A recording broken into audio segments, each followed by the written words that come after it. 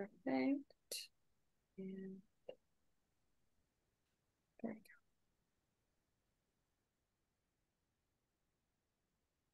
go. Okay, we're live.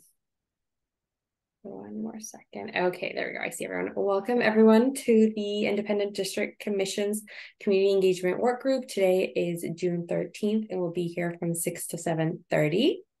I will, before we get started, just going to run over some quick Zoom logistics.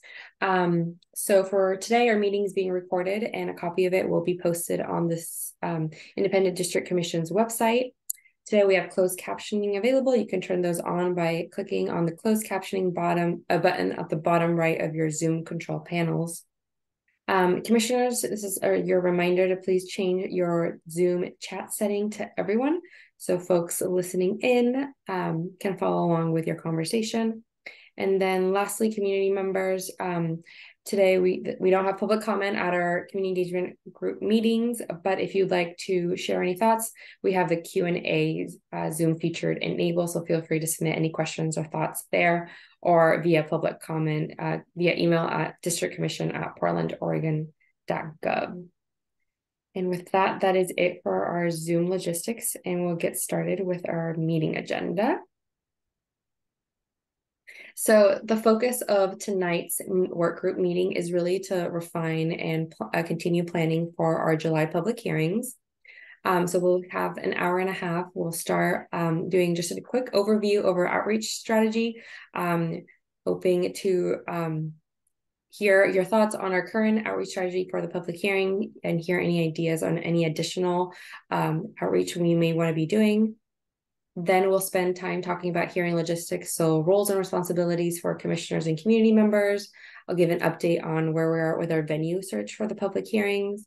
Hopefully we can spend some time crafting our public hearing agenda. And then lastly, focusing on any educational materials and of course, anything else related to logistics. And then for the last chunk of our agenda today, we have some time set around kind of community questions. So a set of community questions were circulated at our last full commission meeting, and really having a conversation focused around what we would like community to experience out of public hearings and what you as a commission would like to have as desired outcomes for our public hearings. And if we can come to a set of questions that we potentially may want to ask folks during our public hearings. And then the last couple minutes will be next steps. I'll take a moment and pause here. Co-chairs, commission members, any thoughts, questions, amendments, additions to this agenda? I think overall this looks good. I would maybe before we dive into the agenda itself and some of the logistical components, just having a broad strokes touch point on the purpose of these public hearings, so we can really ground in what it is that we're trying to accomplish. I know when we get to the community questions at the end, we'll talk about what information we want to leave with, but I think grounding in sort of why we're having these and what we want to accomplish with them will be helpful to inform the logistical components. And my apologies for not reviewing the slides far enough in advance, Sophia, to give that feedback prior to the meeting. No worries. Yeah, that's absolutely fine with me. And we can, if everyone's okay, we could kind of reverse maybe the public hearing community questions and move that up and start talking about it now. Or we can talk about public hearings and then leave it at the end, however you all would like and would make best sense. Maybe we can start with just purpose and desired outcomes. So thinking, it is July 22nd and we have had the most successful, fantastic, robust, engaged series of public hearings. And we all feel really confident about what we have heard and the experiences of people in the hearings and sort of what does that look like and what information do we have? And if we have a clear sense of that, then we can work backwards. I would want to pose that question to you all. I'm curious, what would you, right? It's Commissioner Hanson saying the end of our public hearings, July 22nd. What would you all wish we got out of those public hearings? Commissioner Vincent Robbins? I have a question, just a level setting question, because I am not familiar with all of the kind of public hearings that the city conducts and how they assess the effectiveness of those public hearings. Right now, what I've been hearing back from people in the community as they look at the tally that we keep providing of, how many maps were submitted, how many comments came in, most people think those numbers are low. I think they expect that there should be like thousands of people that are trying to engage and interact. And I just would love to know from you, Sophia, or Julia, or anyone else who's been involved in this, in other districting settings, whatever, what has the experience been in terms of the quantity and depth of participation? It's a really good question. I mean, I think Julia could talk to about from our personal experience with the Charter Commission. That was a 2-year process. So we really had time to do intentional community education around what this is like, what Charter Commission was, and engagement. And so I think sometimes folks, are comparing numbers and see that drastic difference because of really the time. But from the experience from our public hearings that we had, also there's the component that COVID was still a big reality at the beginning, the first year of the Charter Commission. But I think for like numbers or to quantify, like for our public hearings, I think at each hearings, they're mostly virtual. We did hybrid, but we really didn't have anyone join. I think maybe a handful of folks came in person. But at each hearing, we had about 60 to 70 people show up. We did have a sign up just so we could kind of gauge how much time we would need. Always kind of like 120 plus would sign up, and then we would have like a 50% attrition rate. We did have one public hearing at the end of the Charter Commission that was in person only. And we did have about 45 to 50 folks come.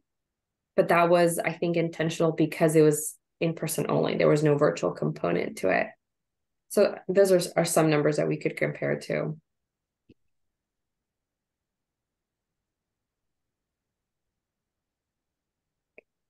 Commissioner Kimura? I want to be clear about this. In a lot of the changes, and when they talk about public hearing, there is, I think, maybe not by choice for the city, but certainly by circumstance, there's only a limited number of people that can actually attend.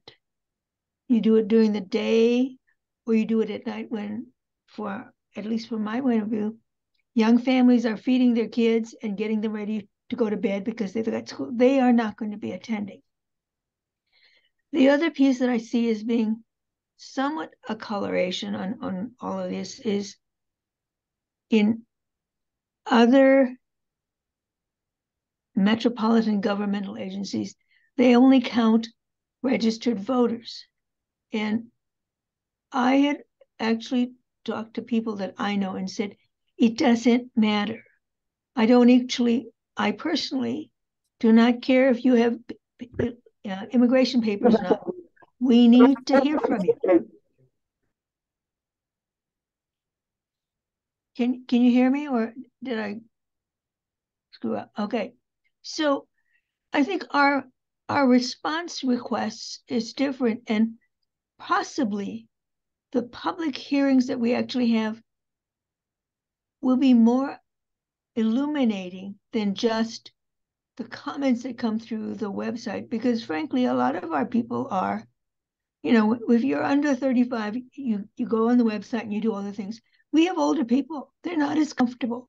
And so I hope that we can get some sort of average where there are a mix of ages and styles, and people are willing to talk to us in person. And all of the younger people can go ahead and do the comment online and they're very comfortable with that. But I think that we can't really compare. I mean, even with the Charter Commission, as Sophia, you said, it's a 2-year process. We have like 8 months, and it's really squishing that in. So to me, what is more important is the scope, is who actually responds in terms of not the individual person, but which groups respond, and how can we assure them that their response is actually going to be considered. That's all I have to say right now.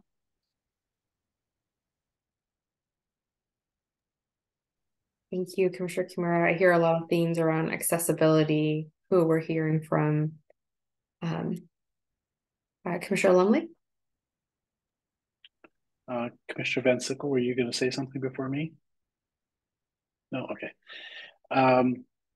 Well, this is a very quick process, and I have to say that I'm impressed with several of the commissioners who have gone out of their way to reach out to groups who weren't responding, because these meetings were coming pretty fast, and especially around communities of common interest, to solicit the feedback and encourage them to come and testify. So it feels like this commission really understands the definition of equity and took the extra steps to go out to the community to get the feedback we needed.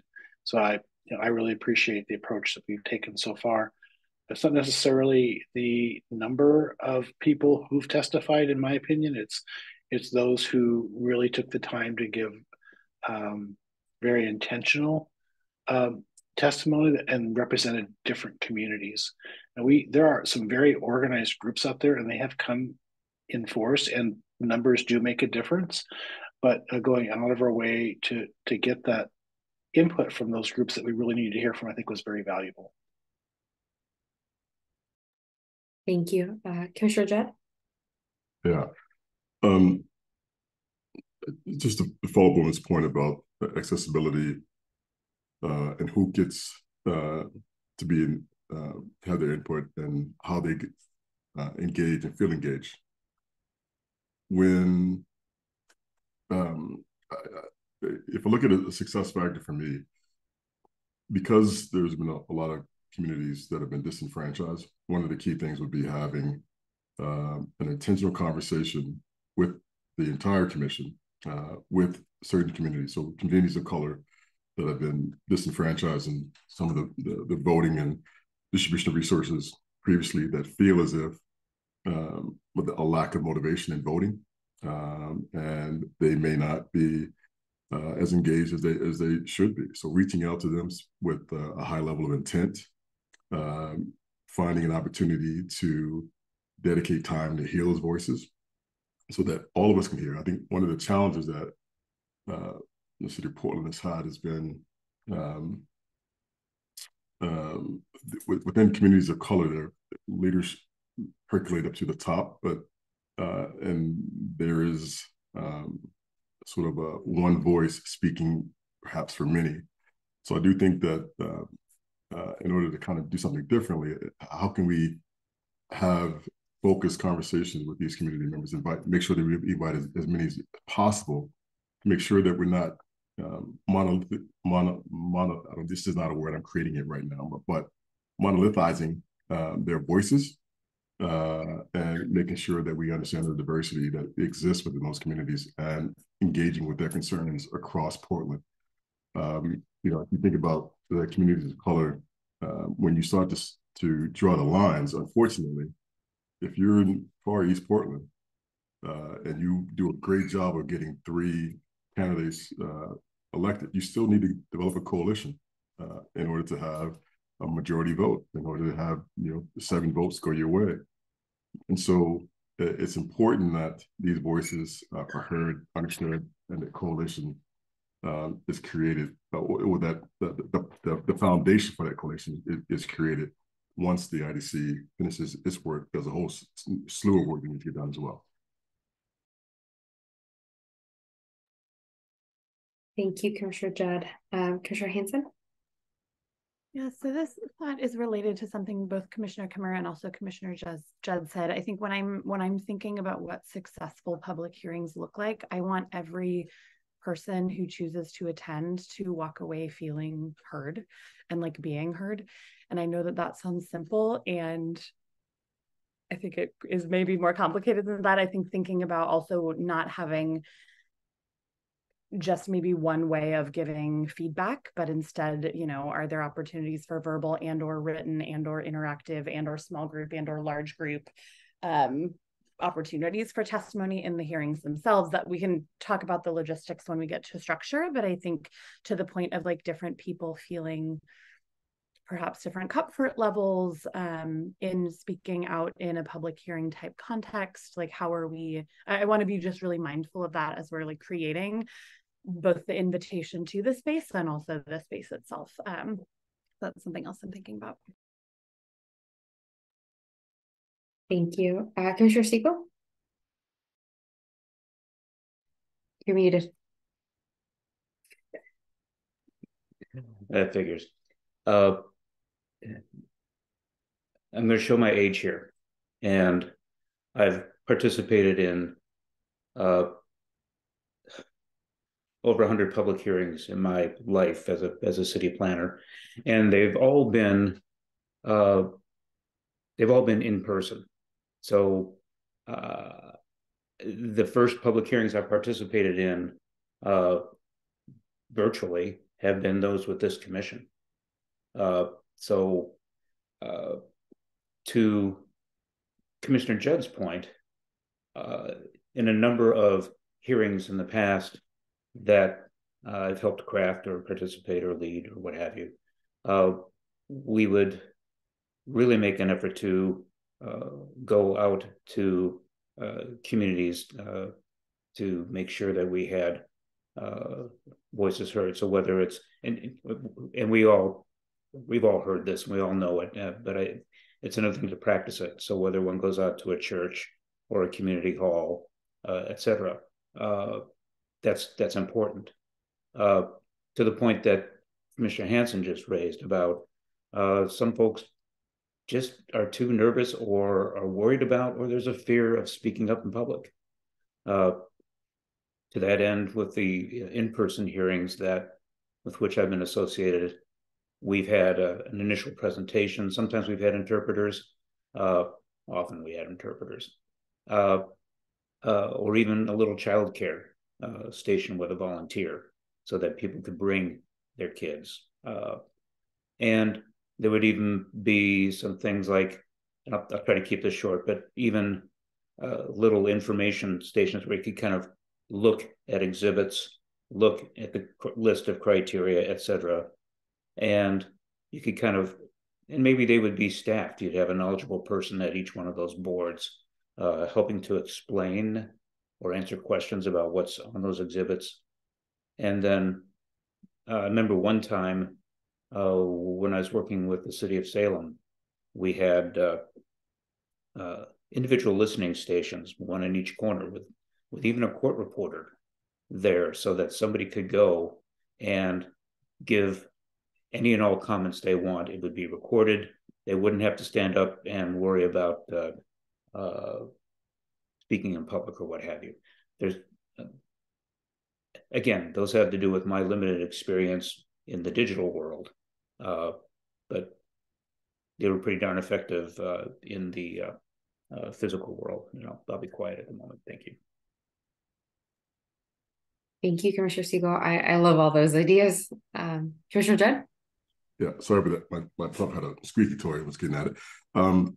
It broke my train of thought. I just wanted to mention, particularly after hearing Commissioner Siegel's point, one of the things that is very challenging, I think the way it feels like it's set up right now, is that the expectation is that the community comes to us and engages with us, as opposed to us going to where the community is, engaging with them and getting their feedback.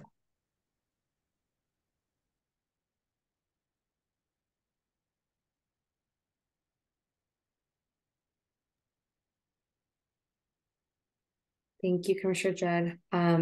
I think these public hearings, just in response to that, I think these public hearings can really be that opportunity to be out in community. And I wonder how, when we talk about kind of like the venues and the potential venues, like what might be the best fit respond to that, to feel really to pick a location that is center where really community gathers, or the most communities gather.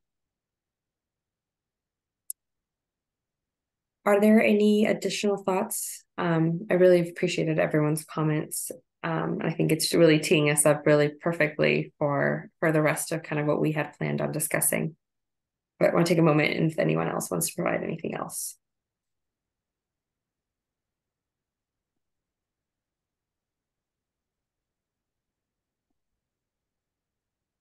Okay, here none. Let me share my slides really quickly.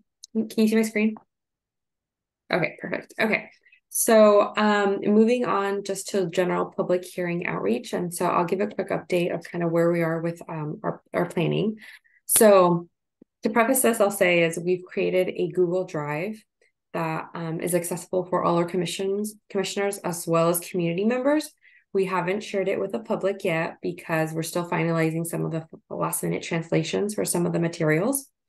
But everything that they'll touch on today will be in this Google Drive that will explicitly be sharing with community members, community-based organizations, you all, city partners, etc., where all these materials will live and anyone can access, making it just a little bit easier because sometimes our city website can be a little bit challenging to navigate, download, and have documents. But for our public hearing outreach, we just got confirmation that our mailer will be sent the week of June 26th. So every Portland resident, so home address, will receive a 6x11 mailer. I just saw it last week. It's beautiful. I'll show a picture on the next slide. We are coordinating for paid advertisements throughout June and July. So starting right before the first public hearing, that week of June 26th, throughout July, we'll have paid ads in all these publications that you can see on the screen. So Willamette Weekly, Portland Mercury is on there twice. It should be Portland Mercury, the Tribune, El Latino Hoy, Asian Reporter, Portland Observer, Southeast Examiner, Star News. And a question I had for you is what other publications are missing and or should we prioritize? Commissioner Kimura? Where's the scanner in this? The scanner fell on that. Actually, you're right. The scanner did fall, and the Oregonian. So we can definitely place ads there. Okay. I have a Russian language radio station. Okay. I do not know what you're doing in terms of non-print media. So I guess, I mean, they will advertise if you pay them for an ad. But there are, what is it, the Chinese Times?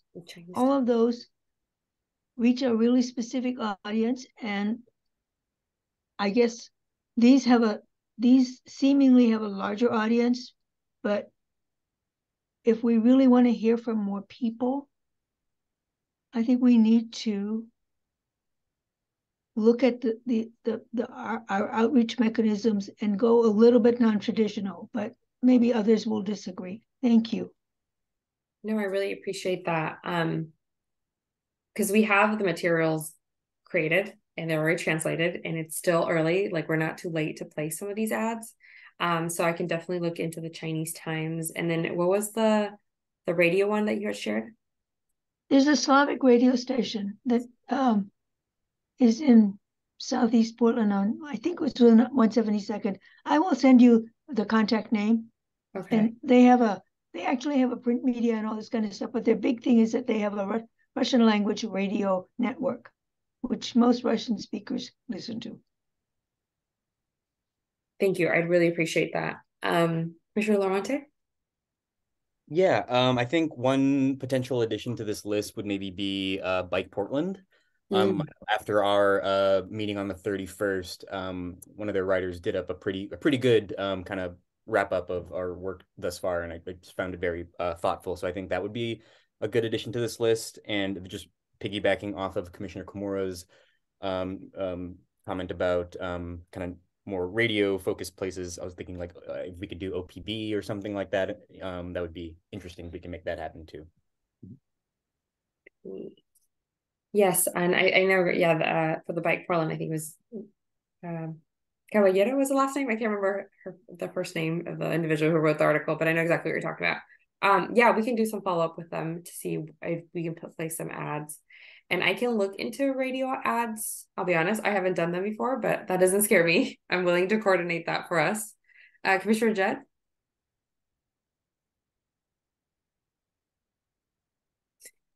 Last time we were talking also about publications on or flyers on mass transit. And, there's a lot of community organizations.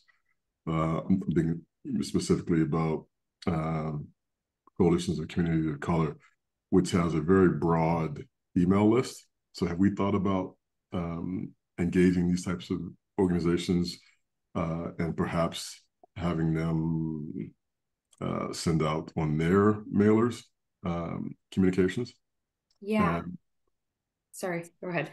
And just this lastly, I do think that a conversation or two ago, we talked about not just advertisements, but submitting, editorials in newspapers in order to, again, gin up interest and let the community know where we are. So will we be doing that before the community engagement to help that process? Yeah, I will. I'll just respond to the, I see Commissioner Hanson, I see your hand. So for the community-based organizations, so as part of kind of all the public hearing outreach, once we have the materials done this week, we'll start doing targeted outreach to our community-based organizations. CCC is one of them. We have that long list to share this Google Drive with all the materials. And with that, like individual asks to help us do outreach to their constituents and stakeholders. Commissioner Hanson? Yeah, I'll speak to the op-ed piece. So this is something that I have actually been working on.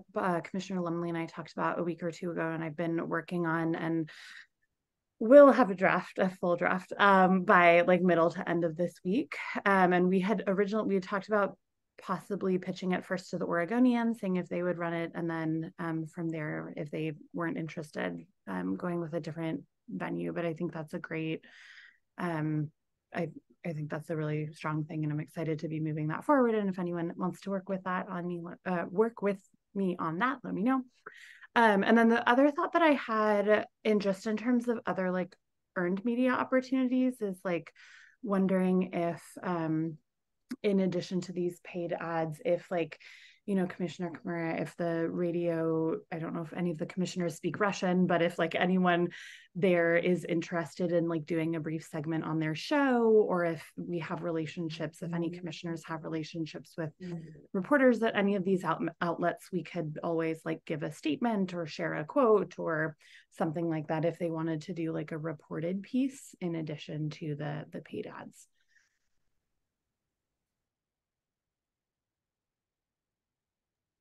Yeah, I really love the idea. Maybe as part when I send you all kind of the materials and ask you to do outreach, we can ask specifically if folks have any relationships with any of these outlets that could make a introduction.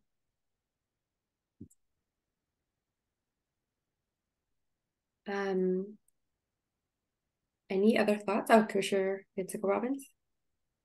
I was just wondering if I'm not sure who's actually managing the earned media side of things and what kind of proactive work is being done with respect to, I know we're responding to media as they reach out to us and as they participate in listening into the hearings. But I don't know, for instance, if somebody's already been working with Think Out Loud at OPB about scheduling a session with them, or with Straight Talk, or with any of the, all of the TV stations have a political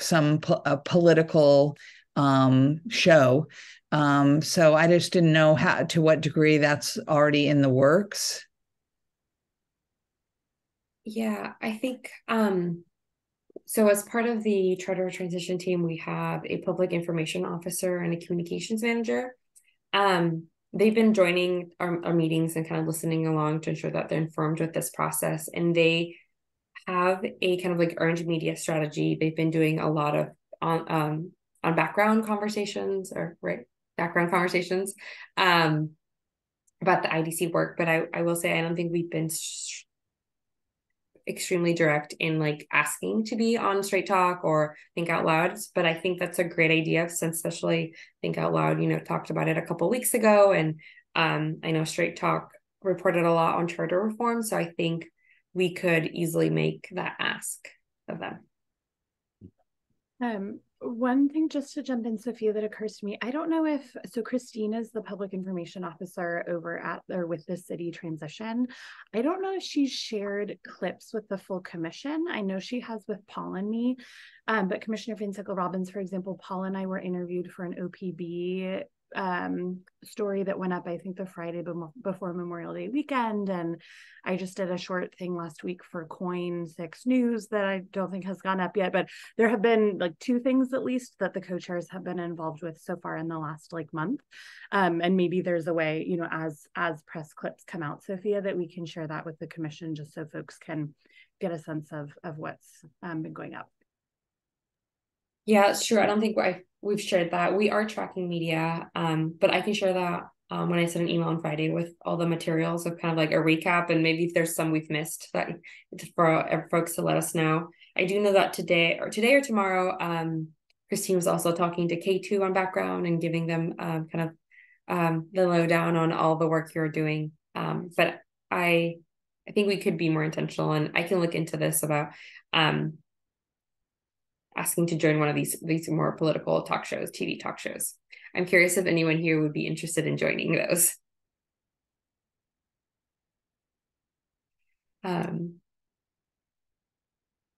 Anything else about public hearing outreach? I'm just going to change the slides while you all think, to show you a little bit of the updated social media content and like the front and the back of the mailer. Sorry, they're small, but here on the top is just a kind of like a social media toolkit, really designed more for Facebook and Instagrams, where you can kind of scroll and look at all the different maps. So there's a little bit of the snippets from the rationales, looking into each map. And then here's the updated mailer that is going to be sent out. So we'll have, this previously was a picture of Portland, but now we were able to just squeeze in the pictures of the maps. And then the back of the mailer, these have a QR code that works. So you can scan them and it'll send you directly to the district commission's district plan website, where all the maps are there, the rationales, the ways to give testimony, and the public hearing information. And then the last here is a flyer that we're going to start printing out, and then paid ads. This, I'll be honest, this picture is outdated. We were able to add the maps as well for replacing of these folks here. Commissioner Judd? Yeah, just going back to this point about reaching perhaps voices of community members that may not be traditionally heard from. So if I'm an engaged community member and I'm invited to something, I'm willing to go, right? I have something to say, something to contribute. I mean, I'm willing to go, and probably will not a lot of encouragement. But if I'm not necessarily engaged, the invitation may not be as appealing until you explain to me why I should come, until you explain to me what this means to me. And I think that if we, you're invited is cool, but this is why this matters to you. This is why you should be here. We need to hear from you. That hits differently than you're invited. Yeah, I hear that. I'll be honest, it's too late to change the mailer, but it's not too late to change some of the, so as part of like the paid social media publications, there's I'm looking into kind of newsletters that these publications have, where we can have a more of a narrative rationale. So that would be a great opportunity to really explain here the why. Yeah, I think even if we're going to do television sessions, commentary on radio, ensuring that we're kind of framing with that intent to reach out to audiences, community members that may not have been reached out before, that if we're going to write something and say something, that we try to frame it with that context of we need to hear from you, and this is why it's important for you. Thank you. Commissioner Lumley? Thank you. I share the same concerns that Commissioner Judd has about making sure that we are a warm and welcoming place for people to come and testify.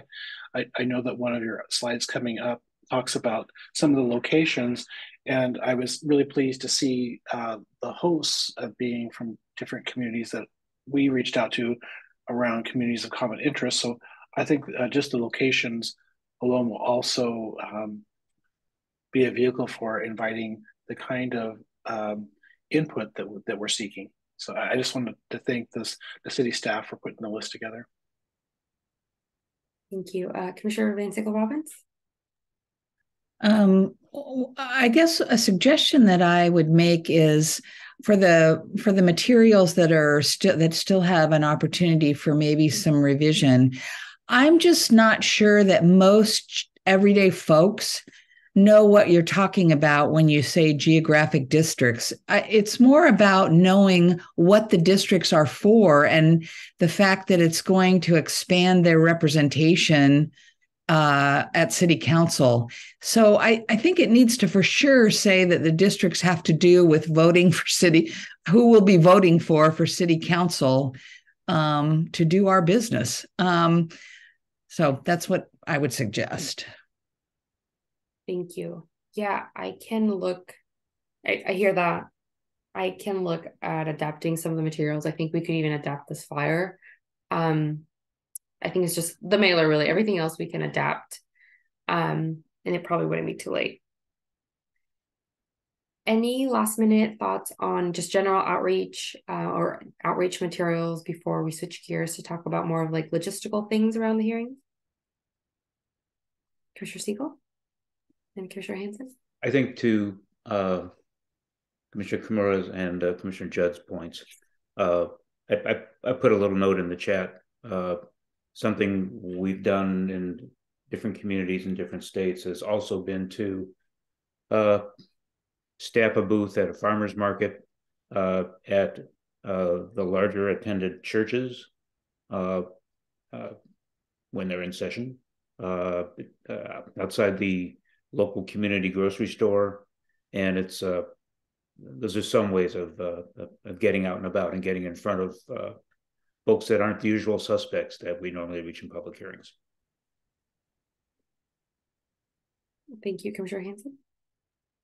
Yeah, I really appreciated the conversation that had just happened about the clarity of the language on these outreach flyers. And I'm wondering, Sophia, if you have the like specific language recommendation that you need to make the updates, or if it would be helpful for us to say, like, we want to update it to something like, I mean, I heard Commissioner Judd say, like, we want to hear from you about how you want to be represented in City Hall, or like you're about to get representatives on City Council. Where do you want the lines to be, or something like that? Like, would it be helpful to provide more specific direction on that, or do you feel like you have what you need? I think I have what I need. I think I just need to look at, I think the edits that we'll ask the edits that will really be to the paid ads, because those will be on all the publications, and it's not too late. So what I think I would suggest is maybe if I can I can make a few edits, a few examples, and then maybe I can send it to this whole group and for a buy off, or maybe just to the co-chairs. I just have to be kind of like a quick turnaround. So like I can do that tomorrow. And then if y'all are okay with it, we can kind of proceed if that works. Yeah, and I would say feel free to send it to this whole group, and then everyone has a chance to give feedback. Maybe I'll just give a cutoff, like please respond by a certain time, and then we can kind of go from there. Perfect. Thank you. Great. And then I did want to respond to Commissioner Siegel, your point about like being out in community and events. Something that I was going to share was we are getting a bunch of briefing requests from community members that have been hearing about the IDC and the work we're doing. So we have some that are come from internal, like city, for example, the planning staff at BDS, planning and sustainability wants the IDC to come and talk about their proposal. There's quite a few community-based, neighborhood associations that have also requested briefings. I'm sure those will be coming more as our work is more public and there's more out there. So I think those are also opportunities for really anyone in the commission to join and really talk about your work, and also ask for, please help us do outreach to your communities around this.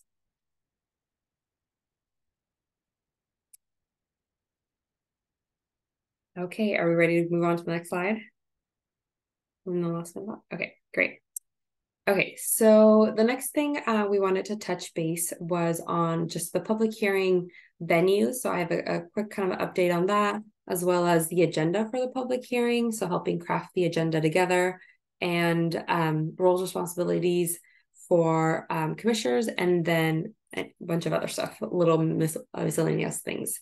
So for the public hearing venues, so you all numbered the districts, so A, B, or label the districts A, B, C, and D. And so for District A, I've reached out to Matt Dishman Community Center. They're available and willing to host a public hearing. We're waiting to hear back from the Self-Enhancement Inc. and Portland Community College. I've done outreach to them. I've yet done to do outreach to NAIA, so that's, and I know they've expressed interest in potentially being a location. For District B, so the East District, the East Portland Community Center is available. They're waiting and confirming some dates. I gave them some potential dates that they would be able to host them. So that is a place that's available. The Immigrant, Refugee, and Community Organization, IRCO, has a gym that wasn't open, but I think they're willing to potentially host it. And so I'm waiting for the response. And then same with Rosewood Initiative and the Boys and Girls Club, waiting for the response. Youth PDX is available and willing to host. This is the old Rosewood Initiative building that they've taken over. And so they're available, and they have a space that's central and has all the AV that we would need to host it. And then for District C, Apano is available in their community center to host. And then I am waiting back to hear from the Mount Scott Community Center. I've not heard about it. I've not heard back from them. This one's District C is a little bit difficult to find a location that is central and that has AV equipment. I've also reached out to Warner Pacific College because they're right there, and Tabor Space, but Tabor Space doesn't really have the technology we would need. And then lastly, for the West District, my recommendation is that the Portland building, since it is a central location, and it is available and free for the public hearings as an option. So I'll just take a moment here. Any thoughts, any reflections, any ideas? Commissioner Van Sickle-Robbins?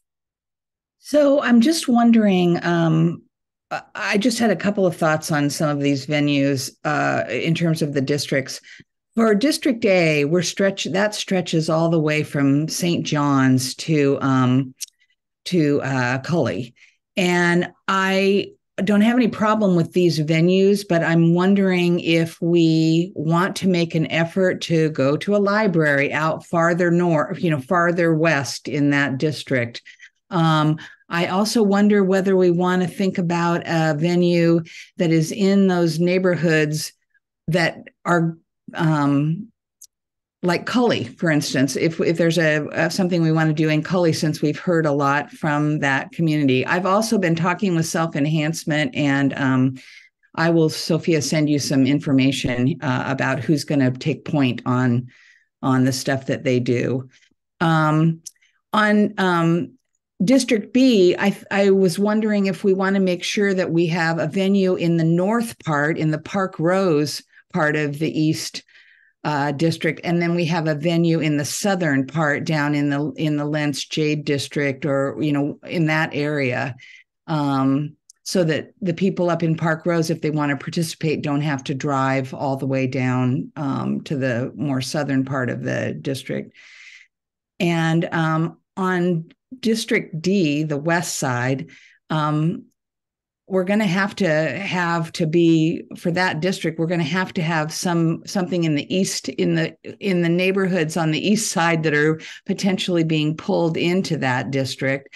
And I worry that doing it downtown is same old, and everybody has to go and find parking and transit and stuff. And why don't we think about it? The Hillsdale Library, for instance, that has a really nice meeting room, or we've got enough input from people outside of downtown in the West District who say they always have to go somewhere that's really inconvenient for them.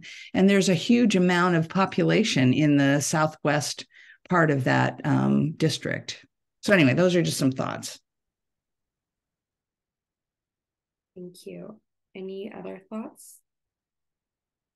I think something that I'll be super honest. I think staff was originally thinking that the hearing would be in each district would be in the same location.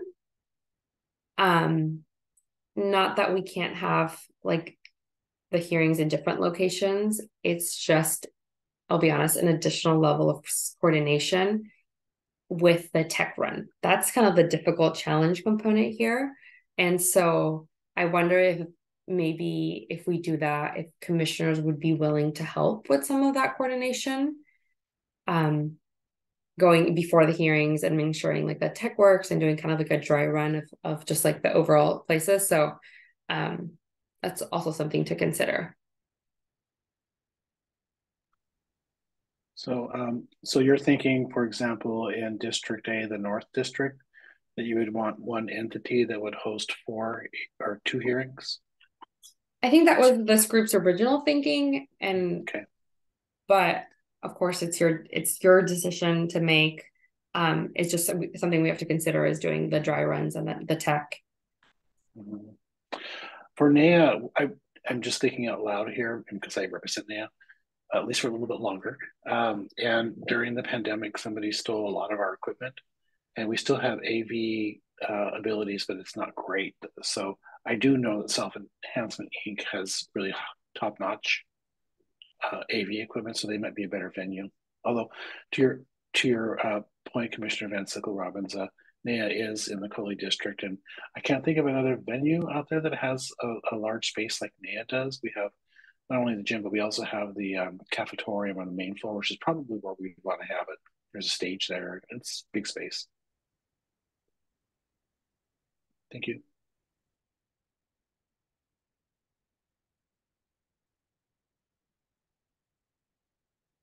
Commissioner Kimura?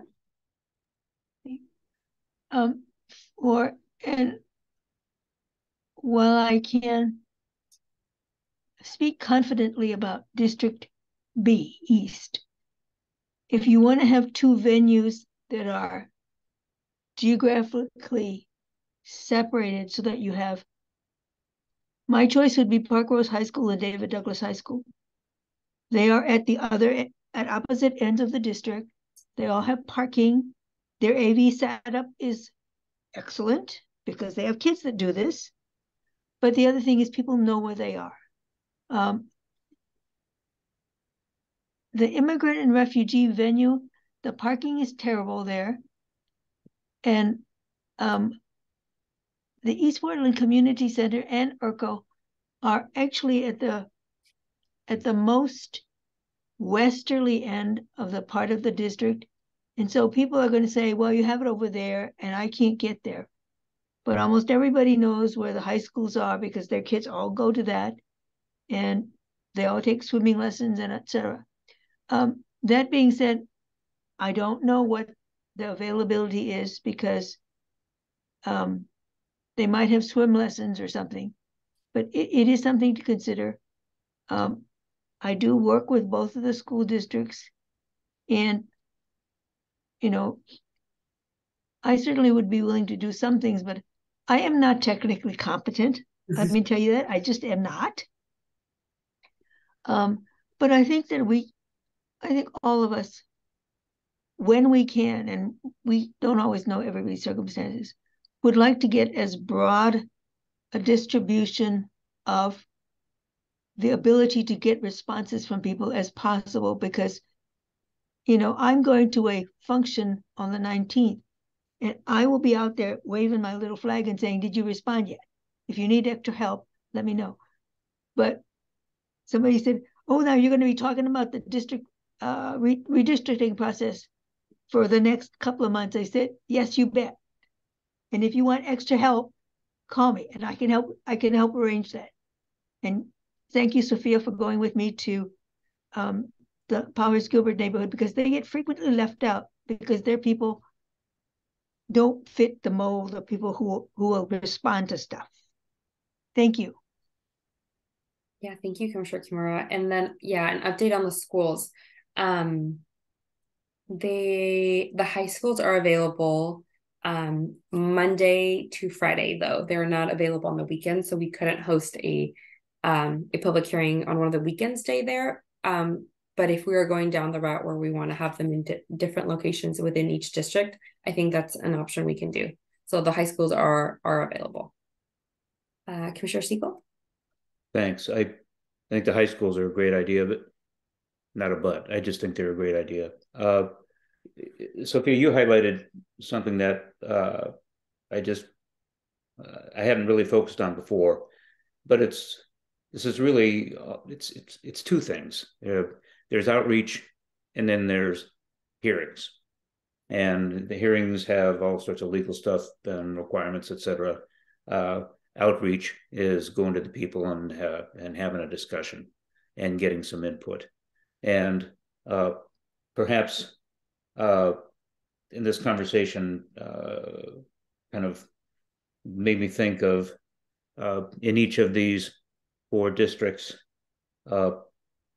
I hadn't thought about the technical challenges, and you're absolutely right. If you're going to have virtual outreach as well as an opportunity for people to come in person where there is parking and there's going to be good Wi-Fi, etc. I think that the schools and libraries offer that sort of thing. With regard to getting out and about to the communities where the community is, whether it's grocery stores or churches or meeting halls for certain organizations, there's no reason why there couldn't be more of an informal sort of a hearing where you've got information booths with questionnaires and that provide it's information in and it's information out that comes back to us. And any kind of information is going to be good information, and any opportunity we can create for those who might not be able to make it to a high school or a library to where there's good outreach, good Wi-Fi, then I think we'll be a lot better off. But anyway, it was those 2 things.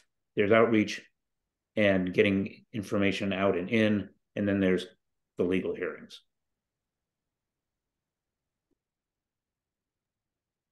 Thank you. Commissioner Kimura? In the materials that you're sending out, I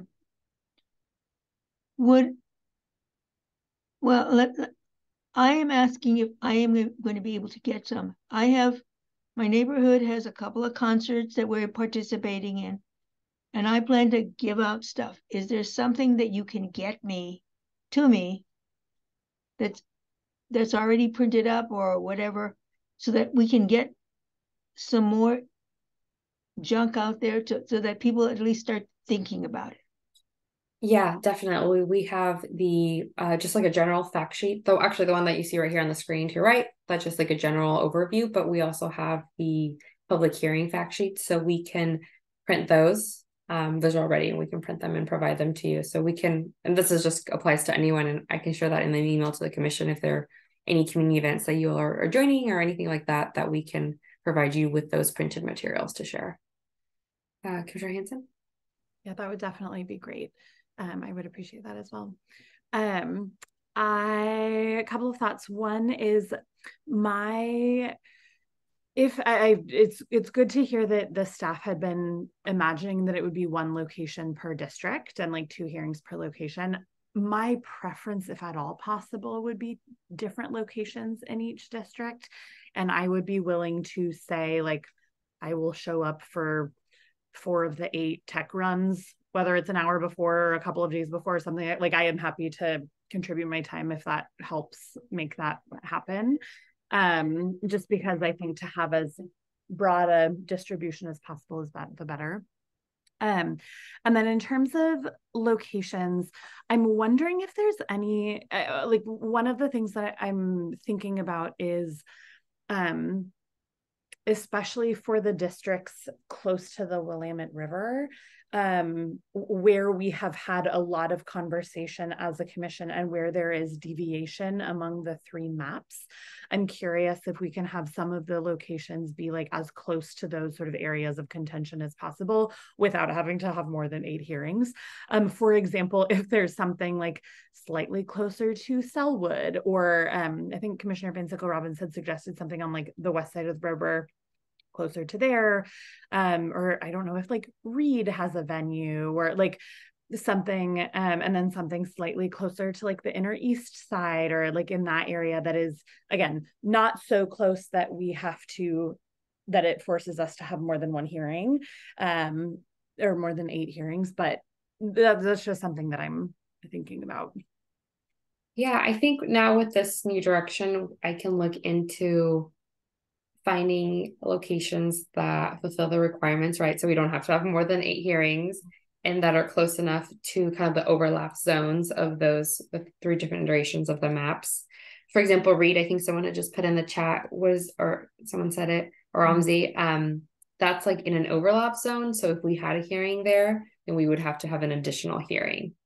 So the hearings can't take place in anywhere there's an overlap, but there's quite a few. Now that we're thinking about multiple locations with schools being in place, that could be one place.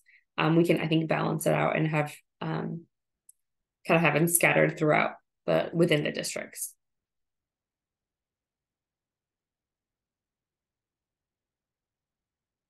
Okay. Any last maybe final thoughts on public hearing venues? I mean, I'll take this direction and kind of continue doing outreach.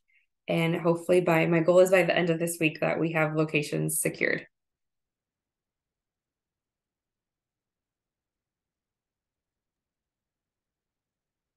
That is very ambitious, Sophia. I hope that you can, you don't go pulling out your hair while you're doing it.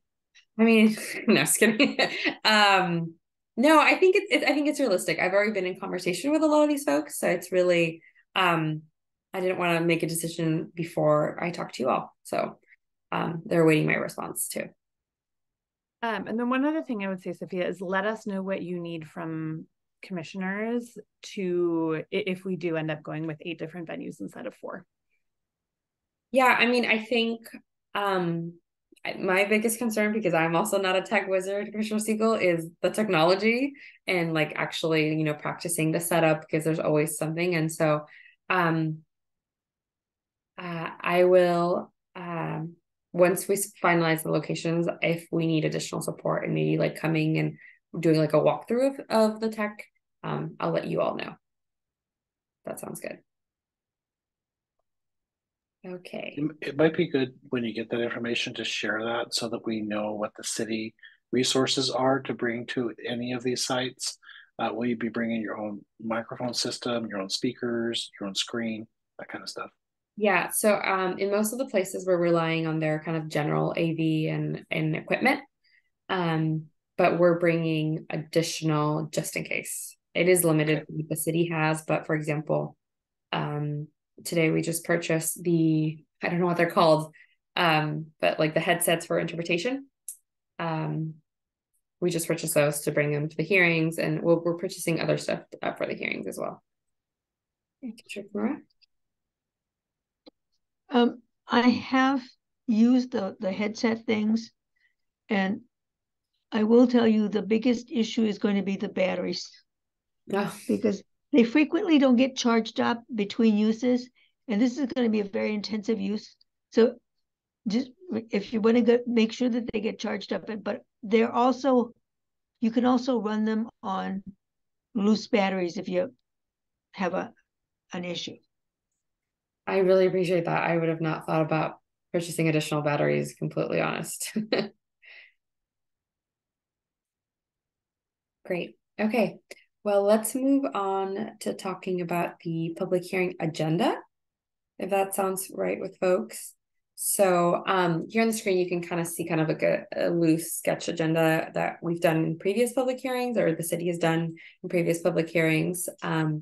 So overall, the events are going to be about 2 hours long. So if we do a quick kind of educational presentation at the beginning to educate Portlanders on what you all are working on, your progress to date, we could do a quick kind of 15-minute educational presentation, followed by about 90 minutes of public testimony. Thinking public testimony would be around 3 minutes. I thought the idea of having some opening and closing remarks, hopefully by commissioners presenting them. But really kind of wanted to open this up for you all to think about kind of what would you want in kind of this agenda. Commissioner Kimura? Okay, the only thing that I would ask is, in the testimony piece, I hope that you're going to have more than a couple of facilitators, because number one, everybody's voice is going to go after about 20 minutes. And number two, I think that it's very tiring. So if you could, I know it can't just all be you. Is there resources that from the city that can provide you with additional facilitators, is what I'm asking. Yeah, so actually so this is a great question. So we'll have like an in-person facilitator or moderator for the public hearings, but we'll also have a online moderator since it's a hybrid event. And so those two individuals will tag team, going back and forth for folks who are virtual and in person. And of course, anyone can hear those. So we do have that. We also have folks from the Government Transition Advisory Committee who seem to have expressed some interest in helping us with our public hearings. So they're part of the charter transition team. And Julia actually has asked them to see if to sign up to which public hearing they'd want to support us. So, and one of the possibilities as options that we gave them is to maybe being a moderator online or facilitator.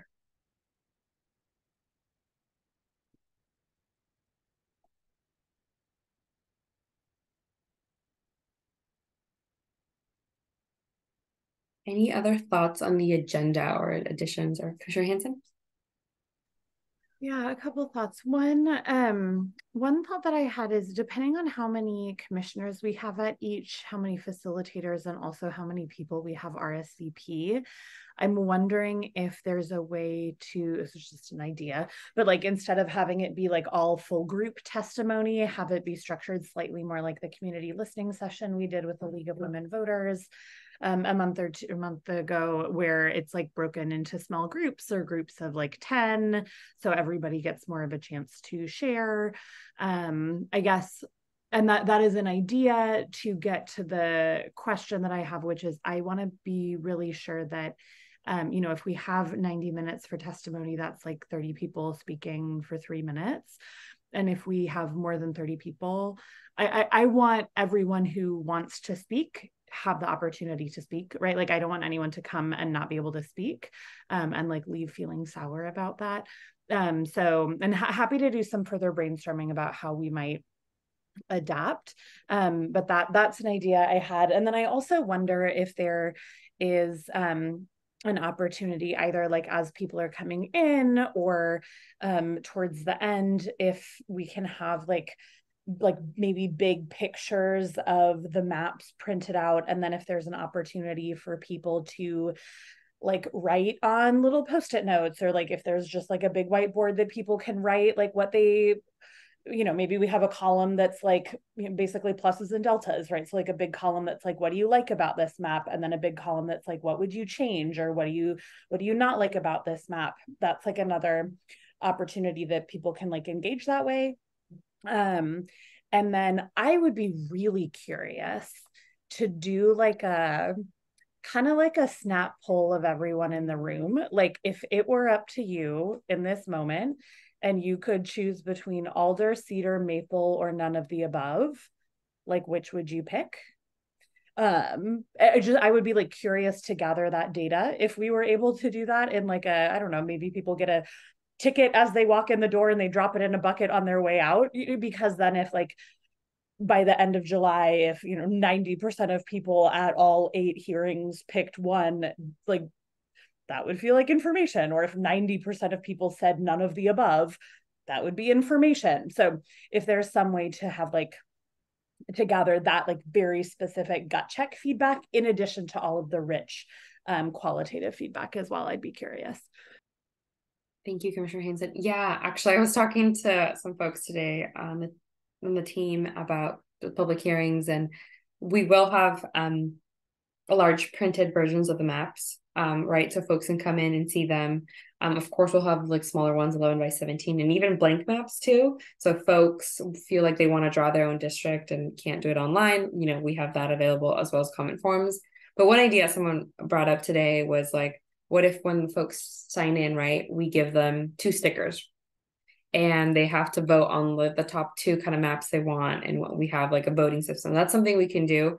I think the only thing that I would be thinking about is how we can replicate some of like the in-person components virtually. So maybe a poll could be a good idea that we could do. Commissioner Siegel?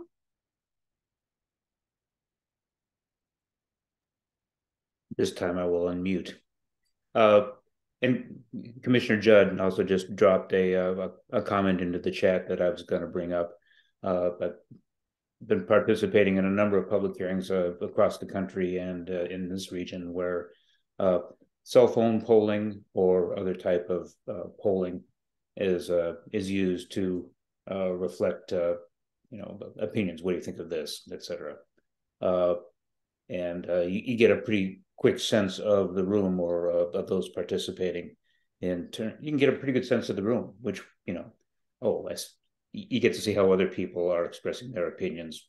And it's also kind of a faceless way to go about it. So people don't, that person thinks that. Something else I was talking about with a friend is kind of along the lines of, actually, when I did a project in Las Vegas, we gave people at a public hearing, we gave them chips, and they had to use their chips to vote for different solutions or et cetera that were raised. So I think leaving a ticket behind is I think that's another good way to go. How that happens virtually, I'm sure there's ways that can be done. But I was talking to someone the other day, and it's just, without going into the big deep hole of ranked choice voting, maybe it's of the 3 maps here and what you've seen, rank them. Let's get a sense for how you feel about those. And of course, there's also opportunity for people to either sketch on a blank map or leave responses to questions on comment forms, et cetera. But that's just an idea.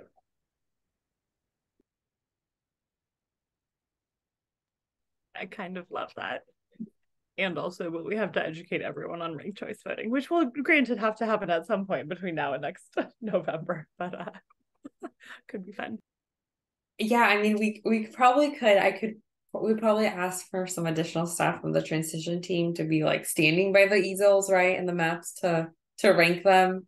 But I do really like those ideas of the phone polling. Like we could easily do that as folks, maybe as folks are coming into the public hearing, or even like if folks are willing, like stay a little bit more virtually, right, for the folks because they have that opportunity in person to do that afterwards too.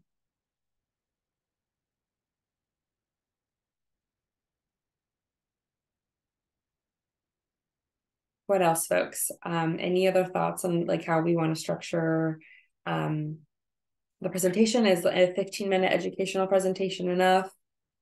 Too much?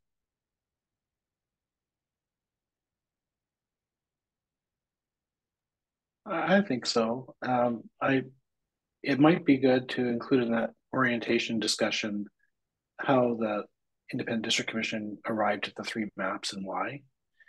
And I'm looking at the last slide here about questions to pose to the community, and it opens up some questions that the IDC sort of resolved, at least at our commission level. Things like, do we want, how do we want to treat the West District, and whether or not we want to change our approach to how the Albina area, which I don't recommend, but those are some of the questions that are being posed. And so what we came to, some preliminary conclusion, at least on these 3 maps, we're opening the door up to other conversations still.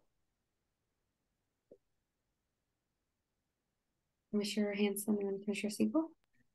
Yeah, I know that we'll get to talking about like specific questions and stuff a little bit in a few minutes, but in terms of the bit about the educational presentation and our rationale for the maps, I just want to say out loud, I want to be really clear that we're like, obviously we want to explain and set context, and like my hope for like the tone of these hearings is that they're not like over explanatory to the point of being like closed off, but rather that they are like deeply, deeply invitational. So it's like, this is what we've heard so far. This is what we have arrived at so far. And we are like so deeply, deeply committed and curious to hearing what you have to say, and are like open to adapting based on feedback.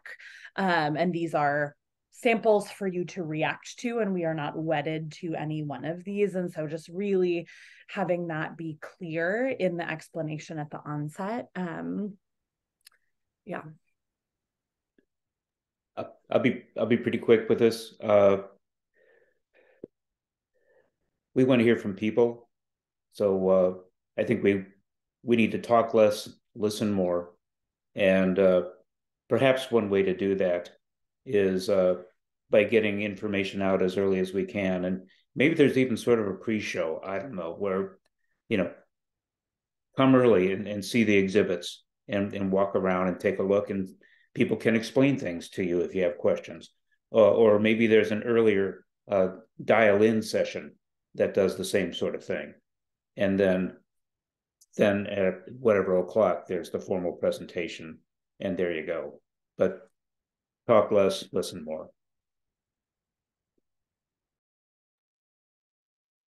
Thank you. Commissioner Laurenti, I don't want to put you on the spot, but I haven't heard from you. If you have any thoughts, feel free to step in here too. Yeah, no, I like where our head's at. I was also thinking if doing some sort of straw poll would, be additional, like a very useful additional data point for us. I'm definitely +1 on that. And yeah, no, I like where our head's at. I think we're moving in a good direction here. And I didn't say this earlier, but yeah, if we want to do any sort of like free meet and greet or something with folks, or maybe offer to stick around afterwards for anyone who wants to have a little more like one-on-one conversation, if people have that availability, like I'm flexible on either end to support with that. And I think those touch points would be really appreciated.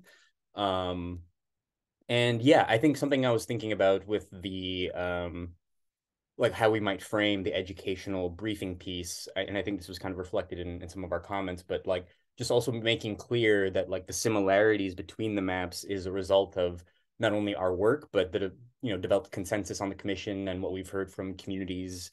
And that's sort of the synthesis of like the 3 key themes that we sort of developed around. And the differences between the maps, reflect different priorities and lived experiences, and the countless trade-offs that are inherent in the districting process. And where we are now is wanting to hear from Portlanders directly about how you think about your communities and what differences between these maps feel most important to you.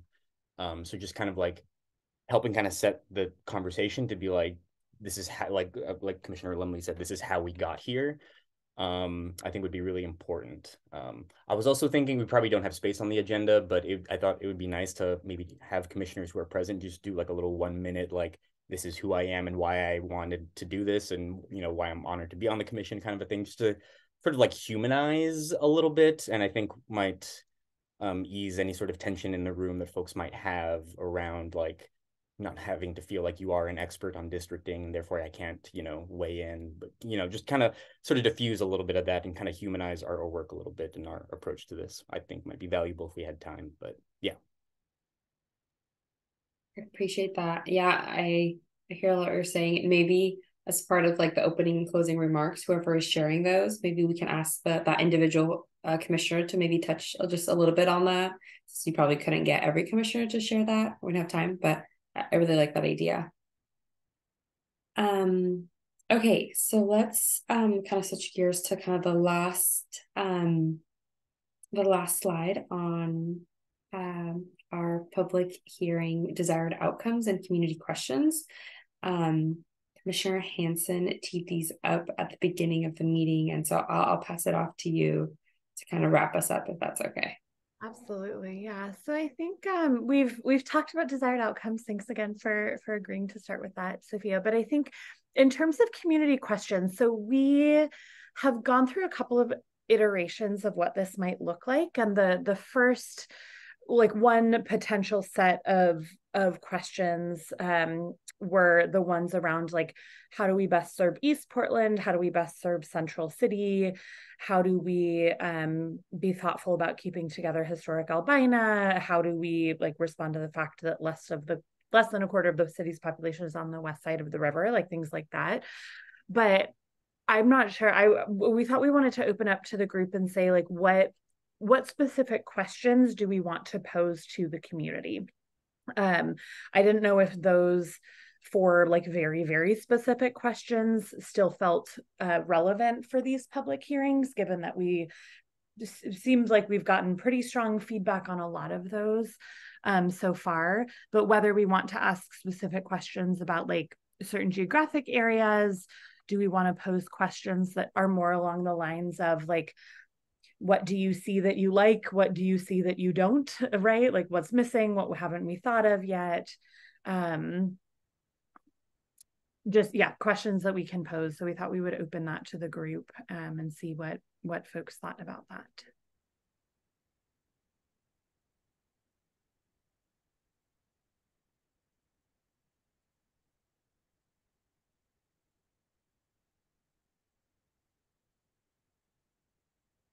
I can share the old questions if that is helpful to spark some thoughts. There we go.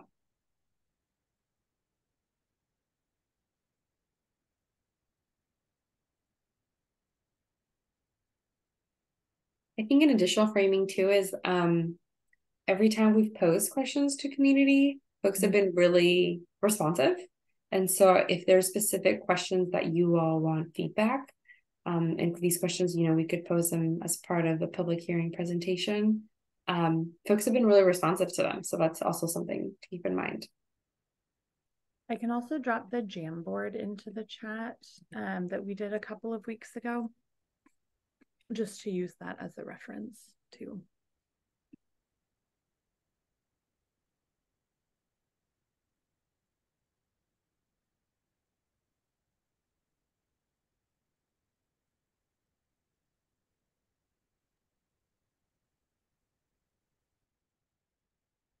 Commissioner Siebel? Just a couple quick. First of all, thank you for posting this. I liked these. I still like them.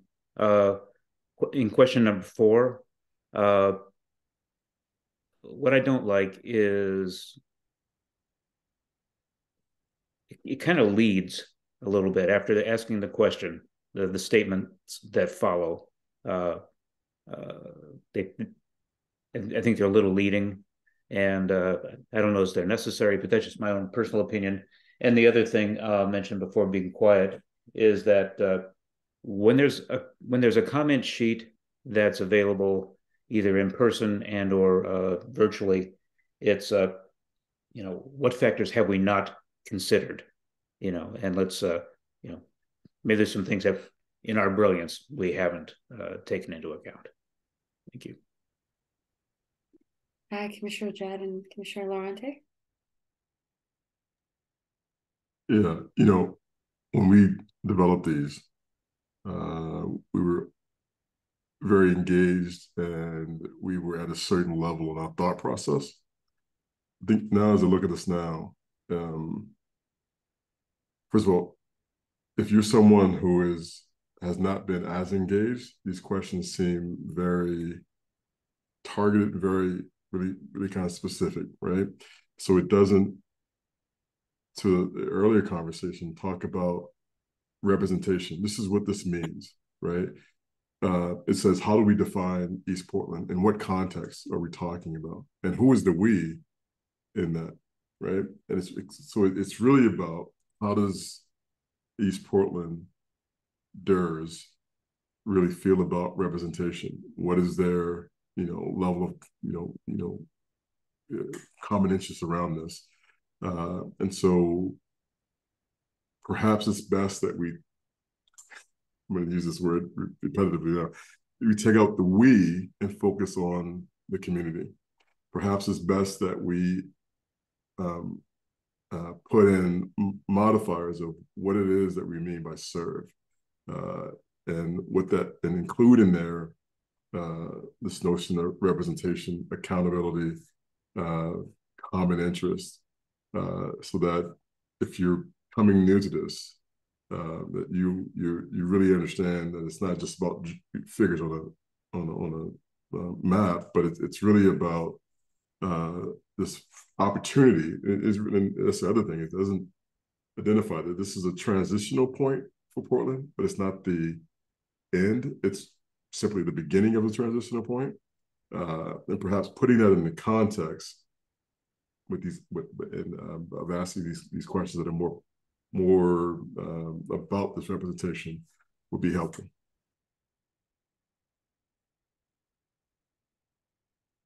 Thank you, Commissioner Laurenti, and then Commissioner Lumley.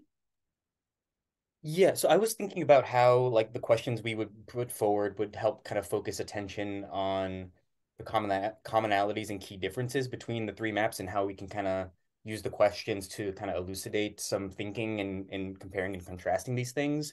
So I was thinking like maybe like a question, another way we can frame this would be to say like, what do you think about the common themes between these maps? Like I imagine in the educational presentation, we'll talk about how we wanted to preserve and uplift East Portland representation, how we wanted to preserve, the historic Albina in the North Portland district. And like, what do you think about those common themes? And asking maybe like, what do you see as the cultural boundary between Northeast Portland and Southeast Central Portland? Like what feels meaningful and how would you envision like the cultural boundary between those two spaces? And then I think a different framing for question 4 could be something like, which east of the river communities have most in common with the West Side? What are those connections? And I think that might be another way to sort of maybe get at what these questions are getting at in a way that is more focused on, again, commonalities and differences between the maps, and might give us a little more useful feedback and might make it easier for us to synthesize the totality of feedback that we get.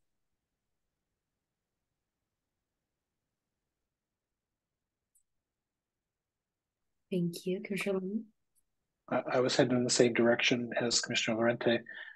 Really, I think we should be focusing our questions on the inner southeast side, because we're looking at 3 different maps that treat the area essentially south of 84.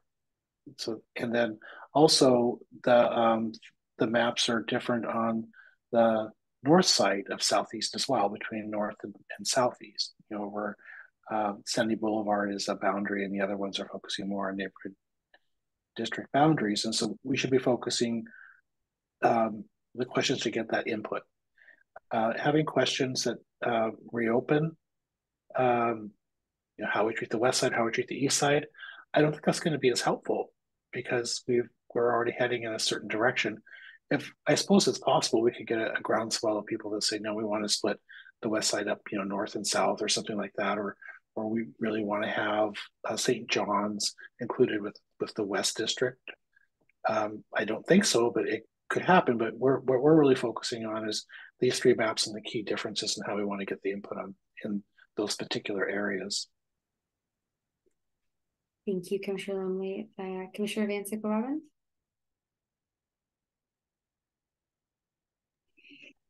Yeah, and I agree with that, with both Commissioner Lorente and Commissioner Lumley. I also am mindful of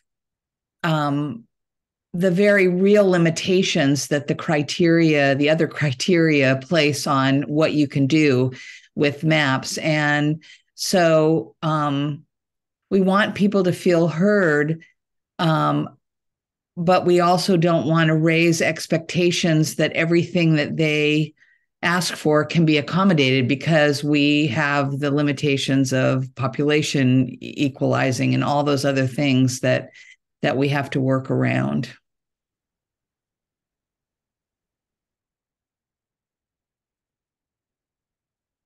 Thank you. I already see how we could lay that out in the educational presentation, right? Where we could talk about criteria, and then we can talk about like what that actually looks like in practice, and the limitations. Commissioner Siegel?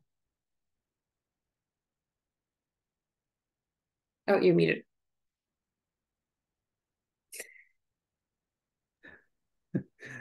Lord, I'm sorry, guys. I think to Commissioner Lumley's point, and others, that maybe there's some kind of an easy graphic that could just point out the key areas of difference where we're looking for input to help us make our decision. And that might be a good visual aid that might stimulate some conversation. Thank you. I like that idea. Commissioner Jett? Yeah, I guess I'm recalling Commissioner Manhattan's vocalizations around exclusion and the notion that we will not. Commissioner Lumley, let's make sure I understand. You're saying that you're not saying we shouldn't open up. Maybe you are. Are you saying we shouldn't ask the question of where the boundaries should be drawn if it is not included on one of the current 3 maps?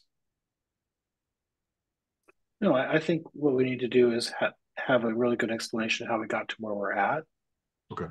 So, like the West Side decision was driven largely by the criteria around geography, the Willamette River, and the East Side had its own set of conversations, in particular, feeling like they needed to be represented as a whole district to be represented more fully than they have historically, and the careful conversations we had around the Jade District.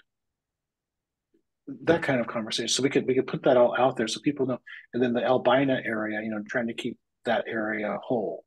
Gotcha. So it's like that kind of explanation. So that's out there. Now, I'm not saying we shouldn't open those up again, but if we do get people that come back and say, no, I think you should just consider something different here. We're totally open to that. But in terms of the key differences between the 3 maps, I think if we're going to ask questions, I think it'd be more productive to focus those questions on those key differences. Commissioner Hanson? Yeah, I'm just going to drop a couple of draft questions in the chat based on the conversation. I know I had originally suggested questions like, what do you like and dislike about these maps? I think maybe better questions or more specific questions might be phrased around how well do you think these maps reflect the needs of Portlanders as a whole, or reflect the needs of your community? And then around the common themes of the maps, how well do you think the common themes between the maps reflect important priorities either of Portlanders or of the city? So just as another starting point, we can continue to develop these.